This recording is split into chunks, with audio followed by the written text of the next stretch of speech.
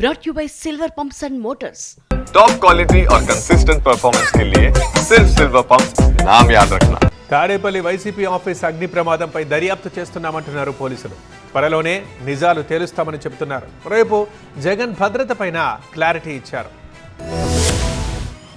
తాడేపల్లిలో వైసీపీ కేంద్ర కార్యాలయం అగ్ని ప్రమాద ఘటనలో పోలీసుల నోటీసులకు కార్యాలయం ప్రతినిధులు సమాధానమిచ్చారు. ఘటనపై మేం ఫిర్యాదు చేస్తే పోలీసులు మాకే నోటీసులు ఇచ్చారన్నారు. అగ్ని ప్రమాదం జరిగిన రోజున ఆఫీస్కి వచ్చిన పార్టీ నేతల సమాచారాన్ని పోలీసులకు అందించామని, అలాగే సీసీ కెమెరాలకు సంబంధించిన సామాగ్రి మొత్తం గతంలోనే అధికారులు తీసుకెళ్లారని, తమ దగ్గర ఎలాంటి డేటా అందుబాటులో లేదన్నారు. మాజీ ముఖ్యమంత్రి హోదాలో వైఎస్ జగన్ భద్రతపై పలు అనుమానాలున్నాయన్న వైసీపీ నేతలు జగన్ భద్రత విషయంలో ఇప్పటికే పోలీసులు కోర్టు దృష్టికి తీసుకెళ్లామని తెలిపారు. ప్రభుత్వం మారాక జగన్ నివాసం దగ్గర బ్యారికేడ్లు, సీసీ కెమెరాలు తొలగించారని ఆగ్రహం వ్యక్తం చేశారు. మేము కంప్లైంట్ ఇచ్చాం, ఇట్లాంటి దుశ్చర్య జరిగింది, తగలబడ్డది, ఎవరు చేశారో దాన్ని చూడండి అని చెప్పేసి మేము అడిగితే దాన్ని మళ్ళీ నోటీస్ ఇవ్వడం అనేది.